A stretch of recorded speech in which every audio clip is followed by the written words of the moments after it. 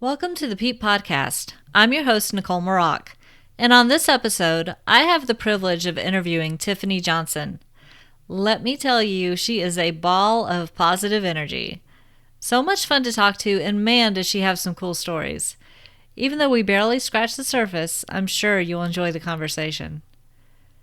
Tiffany Johnson has been called our generation's most gifted psychic medium and has over 24 years of full-time professional experience in the psychic, metaphysical, and paranormal fields, earning the endorsement of the most skeptical of critics.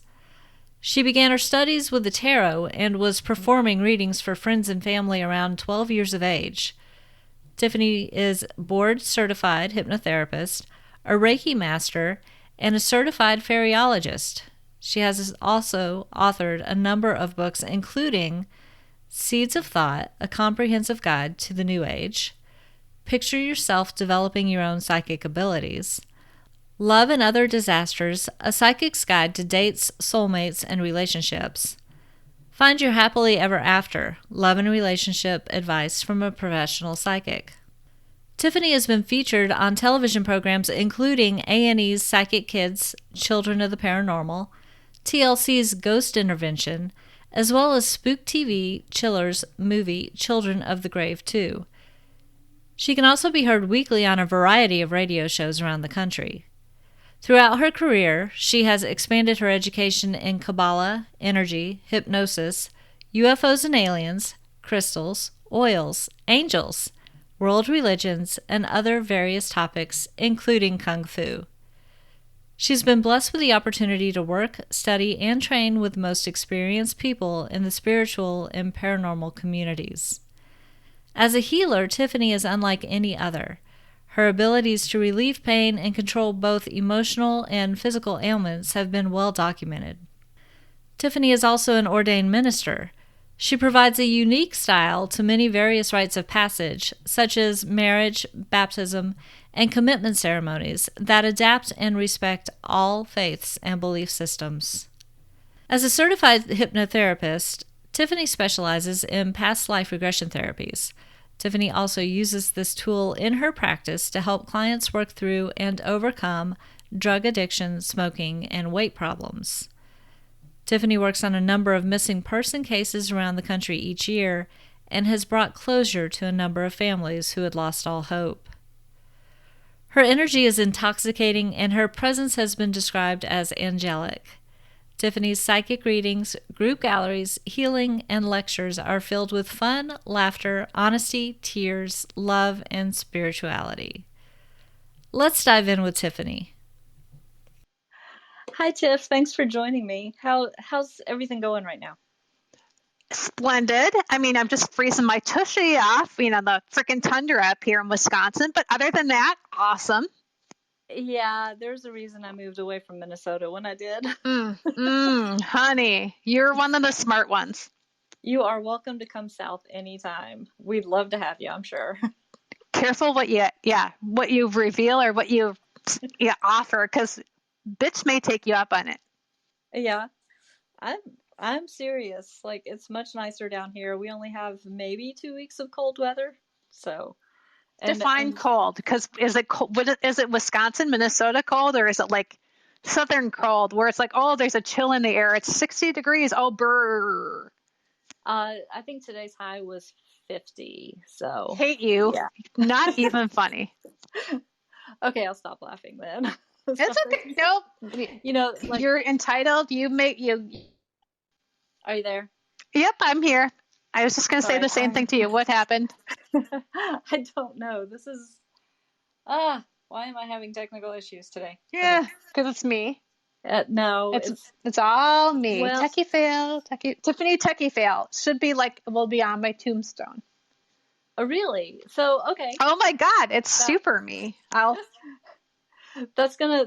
gonna go off topic before we even get started because one of Cool. the first episodes I did was about um, people with high energy affecting technology, especially if they're stressed or excited or something like Ding, ding, that. ding, So ding, ding. it's a normal thing for you, huh?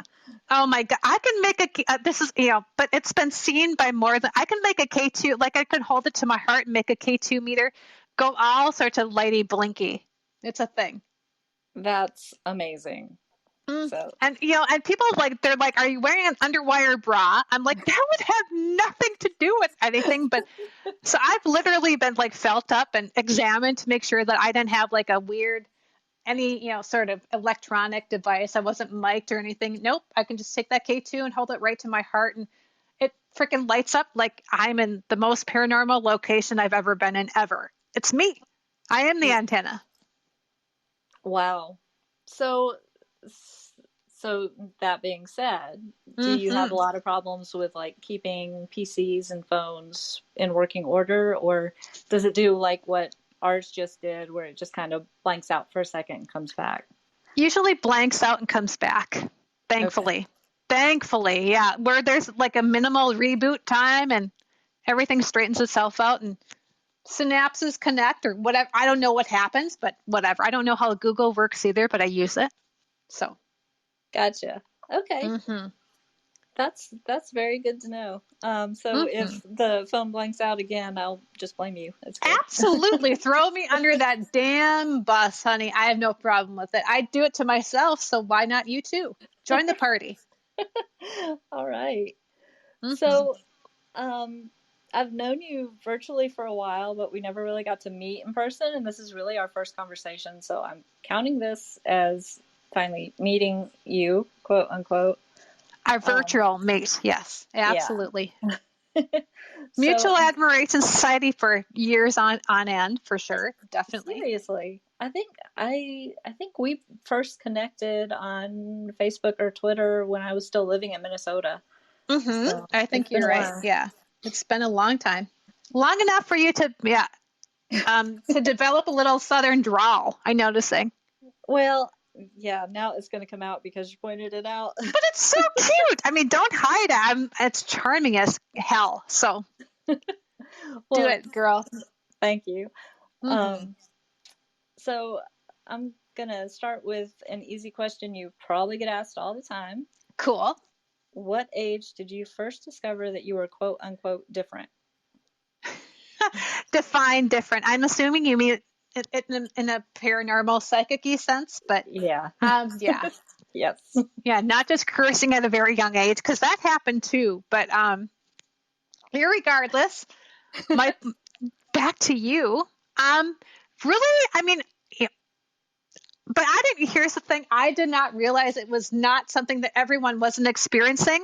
Probably till like 16, 17 years old. I was well into my, kind of later adolescence, early adulthood. But I mean, truly, like one of my first like psychic experiences, I was like, I would wake up in the middle of the night for all the chatter that was happening around my bed and see all these like, shadow people. And we're not talking paranormal people. We're not talking shadow people. It just looked like, out figures that were very dark in appearance, silhouetted people. I should use that term more so. They're just all around my bed. And I thought I was just so cute and adored that my parents were having a very late night dinner party and they wanted to show me off. Truly. And so I would listen to like the chatter and they'd be talking about the bean crop and alfalfa and blah, blah, whatever it was. And I'd eventually fall back asleep once I got over my hissy fit. Because if you wake me up, I am a bear. And I was even, at 3, 4 years old. And eventually fall back asleep. The next morning, I would get up and stomp upstairs and look at my mother and go, why was, Aunt Esther talking about the bean crop? And my mom would just very calmly look at me and go, Aunt Esther died when I was 14, which wasn't like a big deal. It was like, Aunt Esther died when I was 14 and she was a farmer. And my mom would just really calmly explain the conversation. And alfalfa is a crop that they grow. It feeds the horses and the deers and she'd just kind of explain what things were to me, and just not even a blip on the screen. Then it would be, and we're going to go to the park today after lunch. It was just so, not a big event for me to be like, bah, bah, bah, bah, bah. And I'm sure my mom and her brain is going, holy crap, call the pastor, call the pastor. But, no, it just, but really it started at a very young age. But I was seeing auras, and I remember being in corporate world. So I was probably a little, probably in my 20s. And talking to someone about auras and seeing auras, and she told me, she's like, I don't see that. I'm like, you don't? I truly had no idea. So it was I would say it would be very late in life. My experiences were very young, but no one ever had that holy crapanoly moment. I don't know how much I can curse here. So I try not to curse too much. I can bleep it out if you go, if you do. All right. I'll make it PG-13. Thanks. Good to know. But no, so no one ever really it was just no big deal. It was just something, I talked about, and I learned, I was really drawn into the occult, because that's what it was called when I was young, in the bookstores. I would go to B. Dalton. Yes, I'm dating myself that much. And I would wander into into the occult section and grab a book on Edgar Cayce. And I thought it was just perfectly normal. I'd read it and be like, yep, check, did that, said that. Yep, saw that. Next. And, from there, just kind of picked up and was really drawn to the tarot and bought tons of books on the tarot. And here again, my parents figured, hell, if she's reading, who cares what it's about? It's not going to hurt nothing. So she's reading, so move on. Right. So I got to read everything. So it just wasn't any big deal and my friends, family, otherwise. So really, probably, I would say, that was a really long experience is very, very, very, very, very young ingrained into me. But really, I didn't realize I was weird until a little bit later. Which was cool. I think that's very cool. So did your mom stay so calm about it because it ran in your family, or are you the first one that y'all know of?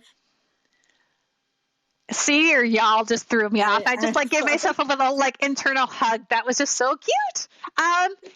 Kind of, sort of. She had really cool experiences in college with a Ouija board, which I can certainly tell you that story if you want to hear that boring story. But as far as the true on psychic stuff, she had experiences, but she didn't certainly did not go, I'm a psychic, or she didn't go to psychics or tarot readers or any of that stuff. She was very spiritual herself, so she believed in the Holy Ghost and those types of things, and people speaking in tongues, and she that kind of stuff. But yeah, I guess I'm the first in the line.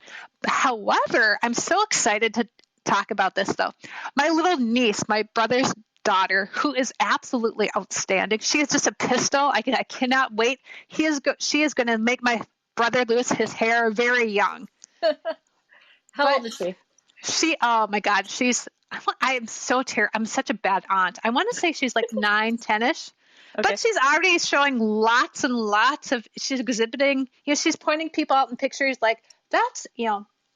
that's Uncle so-and-so, or that's, cousin, blah, blah, blah, who she never ever met, that died when me and my brother were very young. So she is knowing these people, and it's this is terrible. We're so exploiting her abilities, but we're friends of mine. I have friends that are dog breeders. I'm super dog orientated, which but they'll be having a litter, and so we'll go, Maddie, how many puppies are cooking in Mama's tummy?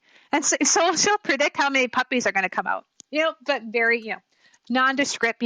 Nothing threatening, nothing weird. But we're absolutely tapping into her abilities at a very young age without telling her what we're doing, which is kind of mischievous and mean. But so I would say I'm first in the line, but it's coming up. It's happening.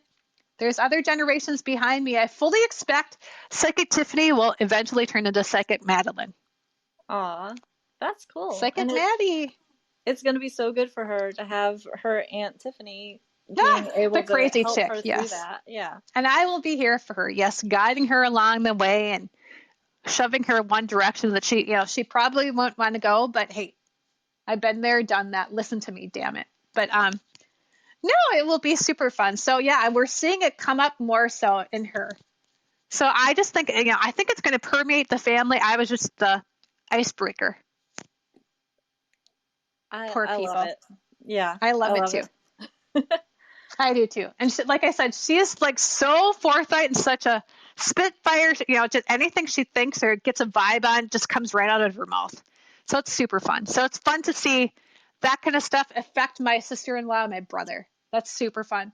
And we're here, with me growing up, it wasn't any big deal. At least my mom hid it very well. Just Yeah. not even, it just, so to see my brother be like, oh my God, that's crazy. I cannot believe.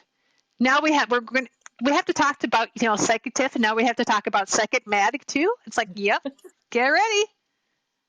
I have a deck of cards, but yeah, just ready for her to take over. I'm excited for you. I mean, I love my niece, and she can't even tell me how many puppies are going to be born. So, well, I'm so glad. Yeah, no, nieces are the best. I mean, my nephew is a genius too. He's so funny. It's so fun to watch the two of them because she is me and my little nephew is my brother. We couldn't be more different, but it's so funny. My nephew is very introverted and would love he'll sit in a crowd with his nose in a book all day long and doesn't feel the need to be social. But Maddie and I will just jibber jabber together and we can talk about anything, whether it be a chocolate, whether it be how goofy grandpa is, or I mean, it's just so silly, but it's so much fun because we are just, she did not come through me or of me, but she's still part of the fam. oh yeah. So it's so fun. It's just so, and I can just, I can be such a bad influence on her and then just walk away and giggle. I love it. That's the best part about being an aunt. Yeah. No, I'm right there with you. My nephew, he's in flight school now at Fort Wrecker, so he's wow, 2. Ambitious little cuss. Nice. Yeah, he's pretty awesome, and he was my buddy. Like, we went to movies together. Like, if my sister just needed a break, I'd take him, and we'd go do crazy stuff. And I would take him to like a haunted event, like quote unquote haunted events for historical places around here, and just we could be weird together. It was great. That's the best. Being weird with a pal is just all that life is about. It's all we need. And then you just hope that you're somehow positively rubbing off on them, so they'll be weird, even when you're not around. Right? I know. Let that freak flag fly. Anything that gives kids a voice is like a good thing. I totally agree. So you said, at one point you were in the corporate world. When did you God help me? Yes, isn't it bizarre? Poor people. So, well, no, I mean, I could see you being very creative, and I could see how, kind of having an idea of what's coming or being able to read people better than most people could be very helpful in the corporate world. But when did you decide that you were done with that and you were just going to be Psychic Tiff forever? A Y2K, baby. That came around and went, screw it. I'm out of the corporate world. I'm just going to do this full time. And I literally walked away. I was the director of marketing, God help us all, for a, oh God, what did he do? A neurologist. Wow. I know. I had like a good gig, a good title, and business cards and a phone and power suits. I had all that crap. But but no, I was doing readings on the side and went, you know what? I think I can do it. My husband, bless his sweetheart, said the coolest thing to me. He said, he goes, I don't necessarily believe, that it's going to make it, but I believe in you. So he just always believed in me and he looked at the business model and went, this is the smartest thing ever. He's like, all you need is you and a laptop and a phone. I'm like, yep, pretty much. He's like, that's the cheapest, easiest business in the world. We can do this. Right. That's even cheaper than podcasting. Right? Yes, it kind of is. It was just nothing. And I was doing it anyway and having success, Saturdays and Sundays and bleeding over into, the work week. And so why not just, hang it up and charge what I needed to charge to make a living, and tons and tons. And I can't stress this enough for the upcoming entrepreneurs that are listening today. So many people told me I would never make it, but I use that as fuel. So don't let anyone tell you you aren't going to make it. And you know, people, oh, I tried. You know, these people were like, I tried and I tried. It's like, well, you ain't me. I Right. am me. I am special. I have something different, unique to offer. And so people don't listen to, you know, well, of course, listen to, you know, experts and whatever, but make smart decisions. Don't take poor risk. But so, yeah. Oh, God. Yeah. I was discouraged by tons and tons of other psychics. Yeah. Tons and tons of friends. But, you know, whatever, you know, here's forth. Right. They're eliminated from my life. So it worked for me. Like I said, use it as fuel. Yeah. Obviously that Mm. worked for you. And you have the energy and the positive attitude that, you know, Thanks. an entrepreneur needs to be able to not listen. Like, Right? And not to be all that's M&M or anything, but failure was not an option. Because once I was free of the corporate gig, I was not going to go back. I was going to make this work. You know, if I had to rip the nails out of my hand, and trust me, if I'm that big of a girly girl, that was never going to happen. I would have gone brunette. I would have gone to my natural hair color. God help me. If I would have had to. I mean, nothing against brunettes. It just isn't a good look for me. I'm a blonde in my yeah. blood. Yeah. Yeah. I had no idea you weren't a blonde. Oh, bless It your fits sweetheart. you. Oh, for all the fake hair I have. Yeah, no. I just get, yeah, I have really good colorists. That's all. That makes a difference. Yeah. Oh, girl, yes. They change your life, transform everything. I mean, I might transform a life by what I have to say, but you can transform a life by coloring your hair, for sure. Yeah. Or in my case, stopping coloring my hair. Like I finally just embrace the gray. You I have look such a older pretty than gray, though. You have such a pretty gray. I mean, if I knew I had that gray under, I would stop it too. it was. Sadly, I do not have that. Yeah. It took me a while to just decide to go for it. But part of it was seeing I would go to these digital marketing conferences and see girls in their 20s who are like dyeing their hair gray, and I'm like, okay, she's Yeah, paying I a considered fortune for going that. silver. Yeah. I've considered it, yes. But here again, I'm blonde to the core and I got scared. So I'm like, I want it, but I don't know if I can commit to that level of security. Yeah. Well, I think you're a great blonde. And Thank we you. totally just got off topic, so let's I know, right? let's Hmm. steer back. Imagine that. I can't, yeah, go figure. Just two Yeah, girlfriends talking. I know, seriously, and I'm really bad about tangents anyway. So Oh my God. What? sorry, Chicken? Something shiny? Who? What? Huh? right? Oh my God, So it's terrible. okay. So what's your favorite part about doing what you do? Oh my God. I have to pick one. Um, Try. Probably I'll give you my standard answer. Connecting parents with people or connecting parents that have lost a child. Because truly Mm-hmm. that is like it's the most screwed up situation in the universe. So when I can take a grieving parent and show them that that child is still communicating in their life and permeating and just still out there and wanting to reconnect or still continue the connection that they're okay, man, that's a good feeling. That would be pretty amazing. Right? That is pretty freaking cool, girl. I mean, that's one of many. I mean, there's so many other things. I mean, I love that. So, the mediumship where I can do that for someone and, get them to feel whole again for at least for like, 30 minutes or 10 minutes or whatever it may be. But it's a good feeling, not just So for them, but for me, yeah, I can outside of imagine me. I mean, it truly, because you can hear them, you can hear the healing happen. that would be mind blowing to Mm, me. Yeah. It's my best. Yeah, I just love it. It's really hard, but I mean, I do love it. I'm glad I don't have to do it every day. Like I said, because it's a major screw up of the universe, and no parent should ever lose a child. It should be the other way around. That's the natural order of things, and just. Hmm. But if I can heal that piece for someone, damn, thank you. Yeah. So have you It's a good ever day. connected to a baby that didn't quite make it to birth, like a miscarried baby? Oh gosh, all the time. Yes, more often than I care to admit, but for sure. Wow. I imagine that would be very comforting to the mom. Oh, it was very soothing. Yeah, to let them know it wasn't them. I mean, because so many mothers, who have to go through that, and even aborted ones too. Abortions are also in the divine plan as well. So so many people are have this hiccup, this moral dilemma about aborting a baby, but that's part of your plan too. So don't think that's not. I mean, it's a hardship, no doubt. I mean, miscarriage, but to me, a miscarriage or an aborted baby really kind of read the same psychically.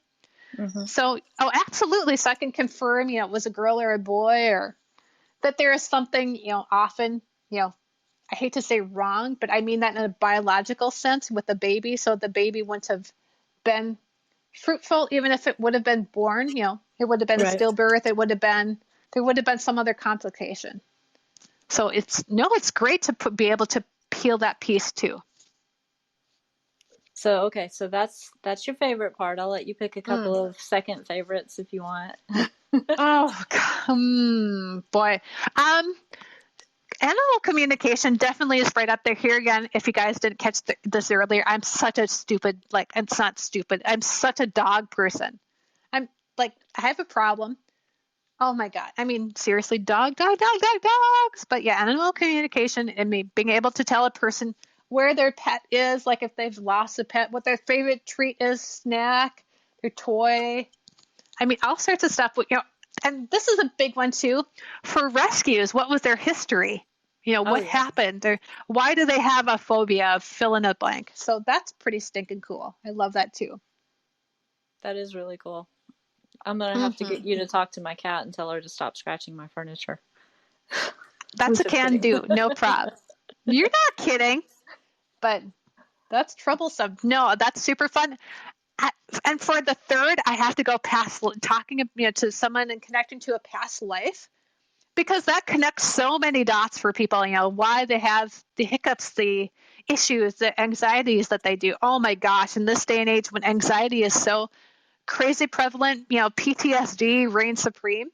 So, Yeah. talking about a past life and, having something come through and then people going, oh my God, that's why I'm so drawn or repelled by whatever it is. That's amazing too, because that's terribly healing as well. Yeah, I know some people like therapists do hypnotic past life regressions. Uh-huh. I do that. Yep. I'm a board You do that. certified. Yep, I am. So could you share like I mean obviously they remain anonymous, but could you share Right. kind of a dramatic example of that? Oh my gosh. Yes, I will share with you my absolute favorite one. So Cool. I was fortunate enough to do back-to-back regressions with a couple. They're married. They're very much in love, and it's so cute, so great. But so I'm doing the one with the gal, and so we're regressing her, and all is well, and she's going. You can tell there's physical.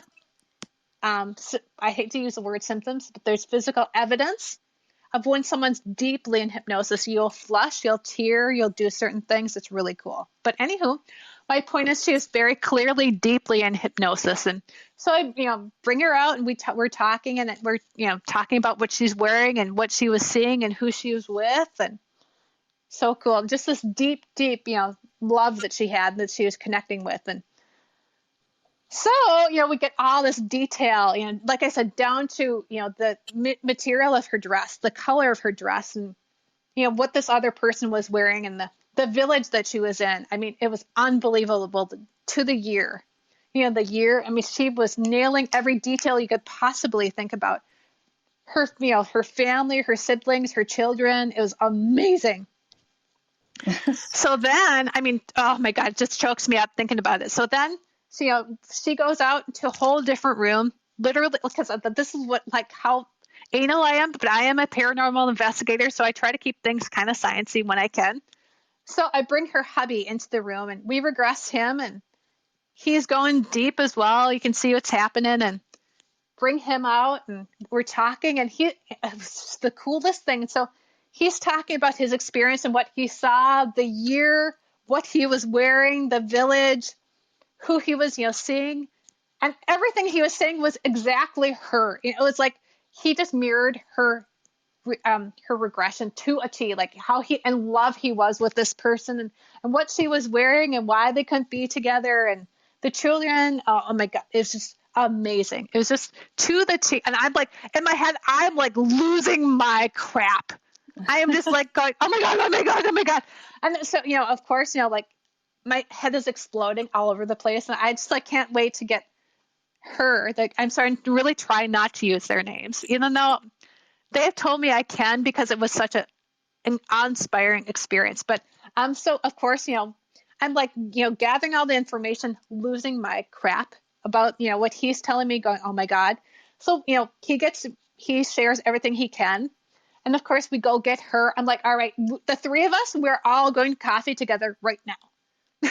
And so we all go to have coffee, and, I'm sitting there sipping my tea, and they're doing, I'm like, all right, you go, wife, you share what you saw and don't leave any detail out. And she starts sharing, and he just, his eyes are getting bigger and bigger and bigger and bigger, because he's realizing, oh my God, she is saying everything I saw. So It was like it was unbelievable, which it was an amazing experience for me and for her. But he was so rattled by the whole thing. We were at a paranormal conference. He like locked himself in the room for the rest of the whole weekend because he was just so flabbergasted by what they had discovered. He just was so rattled and so in awe, like that they had this soulful. I mean, this wasn't like they were deeply in love, this life, which they very much are, and they're super cute. But this had been going on for millennia. Wow. Century. I mean, just, it was unbelievably cool. It was so sweet. Hey, Cindy and Steve, if you happen to be listening, hello. They say, well, they know who I'm talking about, and they have given me permission. But no, they're just absolutely a darling couple in this lifetime, but they were in a past lifetime as well. That is awesome. Oh, it was the coolest freaking experience ever. That is so cool. It was awesome. It was really cool. And I won't bore you to tears by going, but I mean, that one was like a punch in the face, cool. But I've had so many experiences like that where people, where I'm regressing someone and they come out and they're like, I don't know, I wasn't getting a whole lot, but they're doing something, or, they're tapping or making a little doodle. And I'm like, really, you got nothing? Look at what you're doing. Hello, they may be rocking back and forth like they're on a ship. I mean, so I have to point out, so interesting, people, sometimes think that they don't get anything. I'm like, look at what you're doing, doodling, you're speaking with an accent.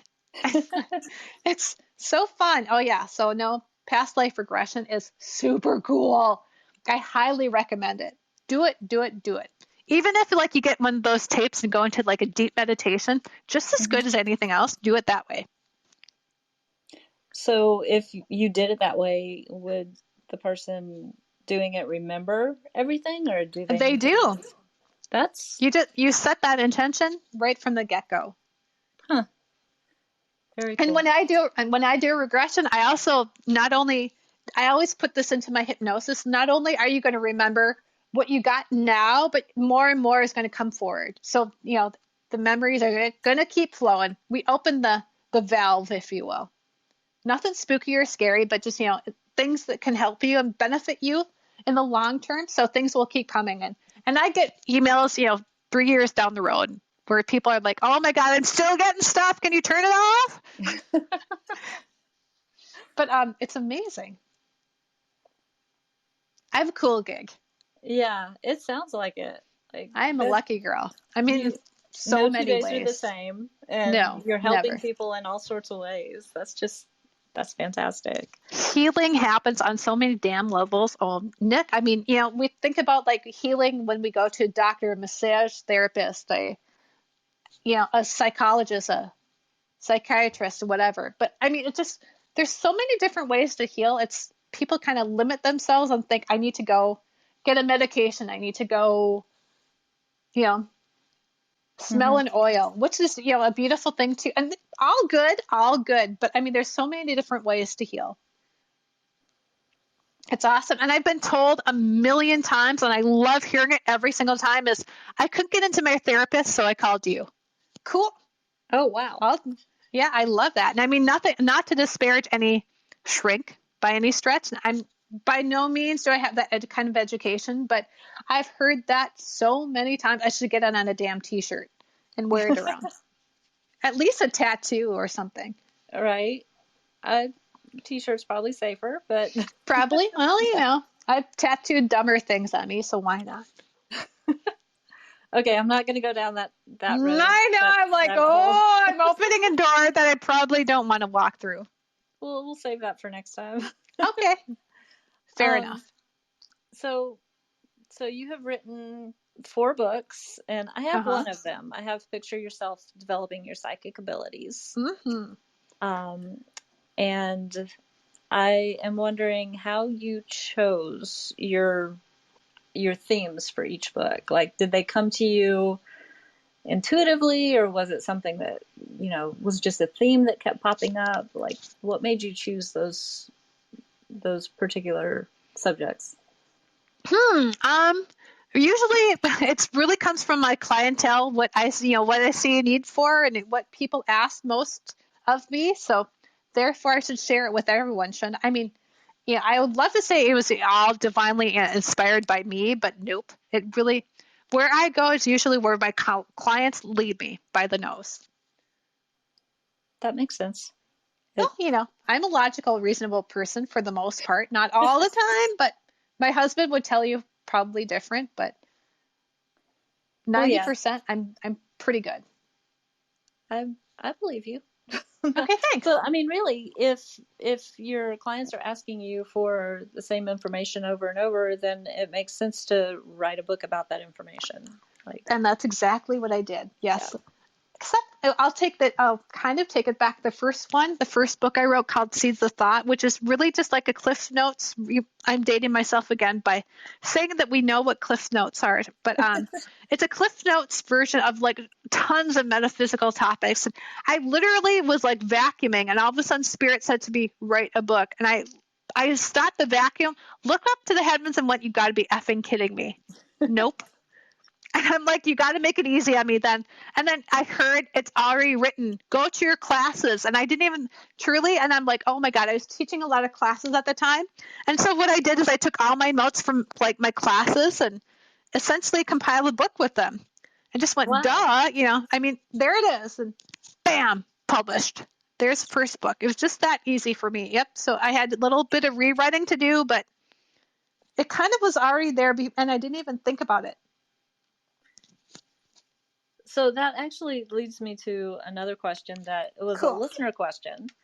And she was wondering, when you get messages from Spirit, do you actually hear them, or is it more of a knowing, or do you get visuals? Like, how do they come through to you? All of the above. Usually more so I'm very clairaudient, which means I hear things more. That's kind of my default psychic ability. So probably more clairaudient than anything else, but I get visions. If someone's asking me about like a lost object, lost puppy, whatever, I usually get visuals because I need to see where that object is. They can't just tell me. That makes sense. So it really kind of depends. Yeah. It depends on what I need to do, what work is happening. That makes sense. And how, have you ever gotten anything negative? This is another reader question from Cheryl. Of course. Have you ever gotten anything negative?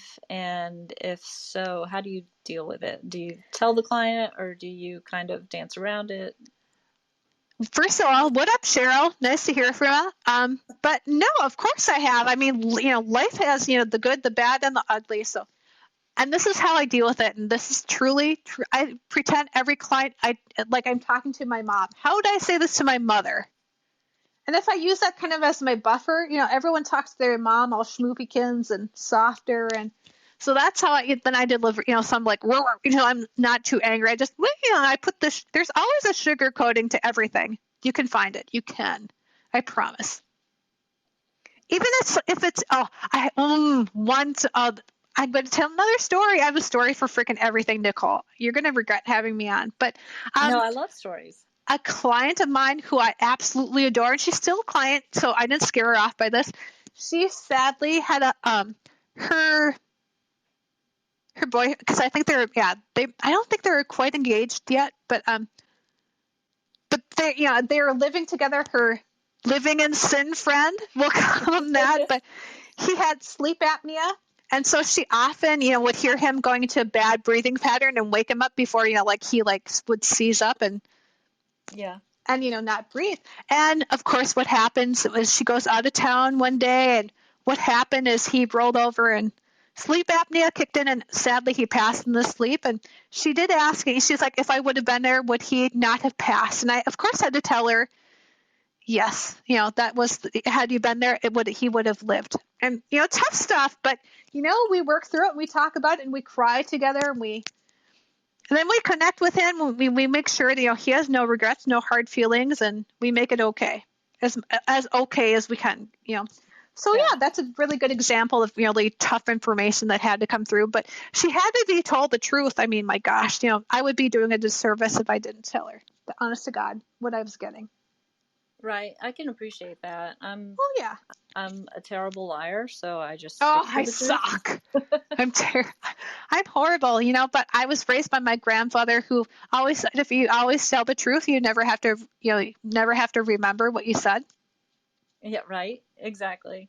I've been told the same thing. And it's so much easier, and then you don't have to deal with, your conscience feeling dirty or guilty. Oh, I know. I can't look in the mirror like if I eat too much pizza. So I can't even imagine lying to someone. I mean, it's just, a girlfriend and I were talking about, she was talking about lying to her husband. She's like, I have a really hard time with that. I'm like, good, you should. I'm like, she's like, don't you? I'm like, I really don't lie to him. I don't have to. I really don't. I'm lucky enough to have a partner that really does accept all the weirdness that I am, and he kind of rolls with it. Thankfully. Yeah. Poor guy. Obviously. He deserves better, but I was going to say, obviously, he has a legal obligation to hang out with me. I'm sure he enjoys every minute of it. Oh, honey. Do you want me to grab him? I'm sure he'd tell you at nauseum that he doesn't, but we have lots of adventures. That's kind of where we laugh about things. We have lots of experiences. Yeah.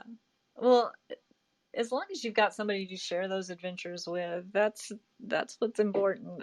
We laugh a lot. I mean, whether it be over my stroke, or whether it be, oh my gosh, the dog crapping in the living room during when I'm recording a radio show. I mean, it can't be, you name it. We laugh more than we cry. So that's the key. Absolutely.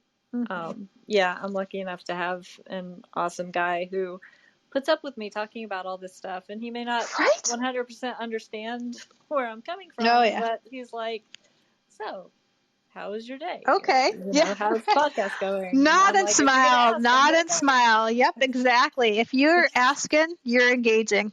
So get ready. Hang on.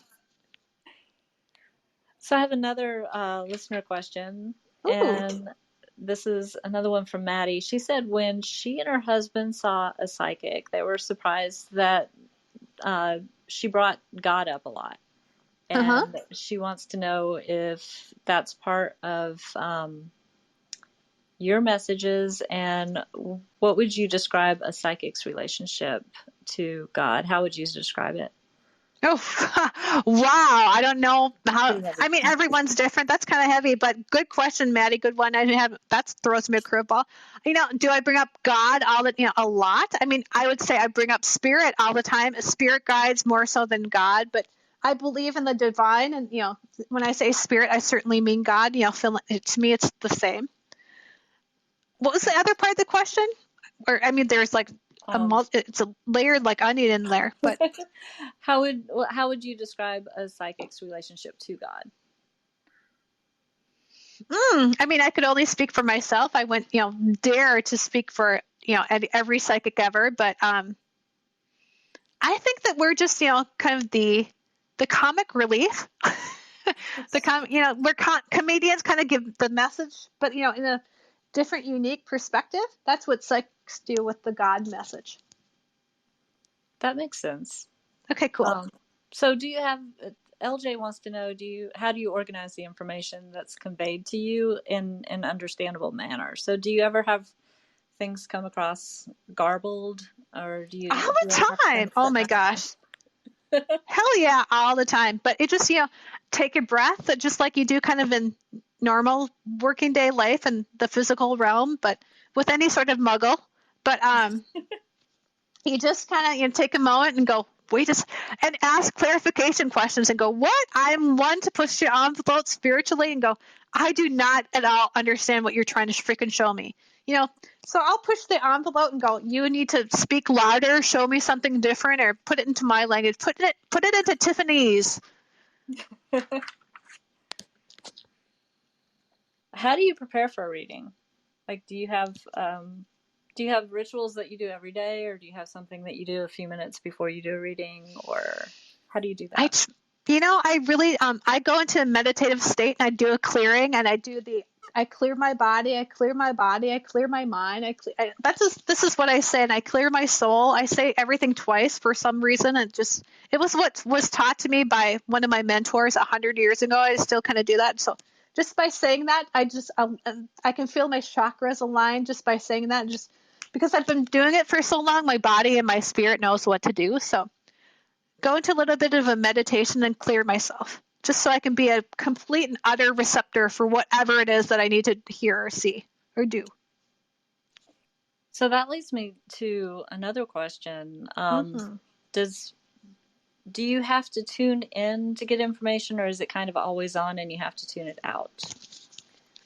I would say it's more have to tune it out. I would say it's out. It's like radio, it's always broadcasting, but sometimes you turn the volume up to 10, sometimes just set a 7, and so and when you don't want it, you turn it off. You just turn it down. You silence it. Yeah. And I'm sure somebody will be mad at me if I don't ask, because I've been asked the same thing, because I'm just as an empath, like I'm not psychic, but just as an empath, sometimes I have to put walls up. So for sure. I'm not absorbing everything around me. So right? What I get asked a lot, and you might have like a completely different answer than me, is how do you turn it down? How do you block it out when you need to block it out? This is going to sound really morbid, but I zipper myself up, and what I kind of perceive is, those like bags, like that people put, the cops put, like the corpse bag, how people go to the morgue. I literally like see a zipper at like my toes and zip myself right up to my forehead. I just kind of zipper myself off. That is definitely different than my answer. Well, there you go. But I love the visualization. That totally makes sense. Like my visualization is just literally walls up. Like I build a little wall around myself. Yep. I've done it that I do. Yeah, I kind of do the invisible telephone booth where I leave the top open and just have that like plastic clear walls all around me. I've done it that way too, and sometimes I just stomp my feet. No, don't. Or clap. You make loud noises. It definitely helps. Okay, I'll have to keep that in mind. So, if I think I've asked all the listener questions I had. Wow. Yeah. This is awesome. This is why I'm exhausted. Now I'm gonna go have like a glass of wine or 4. I was gonna say I'm gonna have to send you like a Total Wine gift card or something for doing. Girl, by all means do. I would never discourage anyone sending me any sort of booze, but I'm all for it. But it'll be happening no matter what. Okay, so can you just, like, if you've got anything coming up that people might be interested in, or just how to get in touch with you, what your website is, anything like that you want to share? Sadly, I don't have anything coming up. Thank you, Rona. But no, so no events, just, standard. I do reads Monday through Friday. I'm not like a dental hygienist on the side or anything, where I have like weird, nothing against dental hygienists. Why they do what they do. Ugh, picking at teeth all day. Yuck. But, sorry, tangent once again. But no, come to psychictiff.com and think psychic, TIFF, 2S, because my mom was greedy, .com, and anything that is coming up will be up there. And Sadly, I don't have any exciting events scheduled because of the state of the universe right now, but the state of the world. I don't think it's universal. And people, yes, it is going to eventually go away once we decide it should go away. The people are more so in charge of this than they care to believe. Do you want to expand on that a little bit? Sure. I think, so many people are like so fearful of the Rona. We're putting energy towards it, so it's creating more momentum. And don't feed the wolf you don't want, to have eat ya. So people, I'm not saying it's not a real thing. It certainly is. My mother was diagnosed, or excuse me, my mother-in-law was, she was diagnosed with it, and sadly she passed, but not from the Rona. It was a cancer thing, but but it's really going to be about the people saying enough is enough is enough, when we're not going to put energy towards it anymore. And whether that be not voting for certain politicians, and whether that be, just not living in fear, that's where it needs to be. Okay. And I'm sorry about your mother-in-law. Oh, thank you, sweetie. It's okay. And, cancer schmancer. It's a tough thing. Yeah, it is. So thank you again for taking the time to talk to me and answer all these questions and share your stories. I love stories. Oh my gosh, honey, I'm tip of the iceberg. Oh my gosh, I have one of my assistants who I love, who is in Fargo, and she would drive down, she'd come get me, and we would go drive to events and be in the car for literally like days on end. And it would be a story after story after story. And Heather, if you're listening, I love you, and how we should really document these things. But no, I have stories for everything. I know someone that does everything, so I have stories for everything. Well, it's bananas. I'll have to have you on again if you're willing to do this again. Done. Yeah, absolutely. Yes, I will have a glass of wine, and we'll have to cheers each other. We'll maybe have a tipsy podcast. Ooh, that could be fun. Dangerous, but super fun. Yeah. I've been told I get a little silly. Yeah, that's the whole point. Right. I mean, and the audience could join in. We could make it a drinking game. Every time I say, whatever it is, but we could make it the psychic tiff. We could make up a drink, the psychic tiff. I like Girl, it. Girl, I have ideas. We will definitely do this again. Done. Awesome. Anytime, sweetheart. Thanks again to Tiffany Johnson for coming on the podcast to share her experiences and veering off on some fun tangents. It was truly a pleasure. Thanks always to you for listening. If you have an idea for a show topic, you can fill out the contact form at peeppodcast.com. That's PEEP podcast.com. Remember, that stands for People Experiencing Everyday Paranormal. If I can find a study about it, I'll be happy to use it. You can keep up with the show on its Facebook page, facebook.com/Peep Podcast. Don't forget the periods in Peep. We also have a group now, linked from that page. Join the conversation. This episode's listener questions came from that group. If you like the podcast, please give it some rating love on your favorite podcast app. Share it with friends and subscribe so you don't miss an episode. Doing so will also help the podcast be found by others. If you're interested in supporting the show financially, I've set up a Patreon page at patreon.com/Nicole Maroc. Patrons will receive special thanks and humble perks.